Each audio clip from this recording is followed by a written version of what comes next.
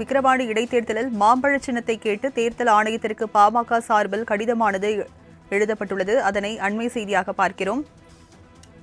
விக்கிரவாண்டி இடைத்தேர்தலானது நடைபெற இருக்கிறது. பாமக சார்பில் அன்புமணி போட்டியிடுகிறார். இந்நிலையில் மாம்பழ சின்னம் ஒதுக்க கோரி தேர்தல் ஆணையத்திற்கு பாமக சார்பில் கடிதமானது எழுதியுள்ளது. அதனை அண்மை செய்தியாக நாம் பார்க்கிறோம். விக்கிரவாண்டி இடைத்தேர்தலில் மாம்பழ சின்னத்தை கேட்டு தேர்தல் ஆணையத்திற்கு பாமக சார்பில் கடிதம் எழுதப்பட்டுள்ளது. விவரங்களை செய்தியாளர் ராஜேஷ் வழங்க கேட்கலாம்.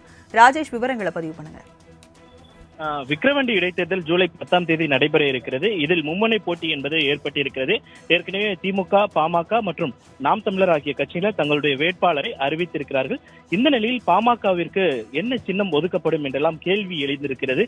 ஏனென்றால் மாநில அந்தஸ்தை மக்களவை தேர்தலை பொறுத்த வரைக்குமே 4.23 வாக்கு சதவீதத்தை மட்டுமே பாமக பெற்றிருக்கிறது. பெற்று மாநில அந்தஸ்து, அதாவது மாநில கட்சி என்ற அந்தஸ்தை இழந்திருக்கிறது. அதனால் அவர்களுக்கு இந்த விக்கிரவாண்டி இடைத்தேர்தலில் எந்த சின்னம் ஒதுக்கப்படும் என்ற கேள்வி எழுந்த நிலையில் பாமக சார்பில் இது தொடர்பாக விசாரிக்கப்படுவது. ஏற்கனவே இந்திய தேர்தல் ஆணையத்திற்கு பாமக சார்பாக கடிதம் எழுதப்பட்டிருப்பதாகவும் மாம்பழம் சின்னத்தை தங்களுக்கு ஒதுக்க வேண்டும் என்று அவர்கள் கோரிக்கை விடுத்திருப்பதாகவும் தகவல் கிடைத்திருக்கிறது.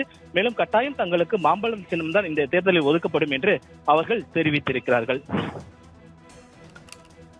விவரங்களுக்கு நன்றி ராஜேஷ்.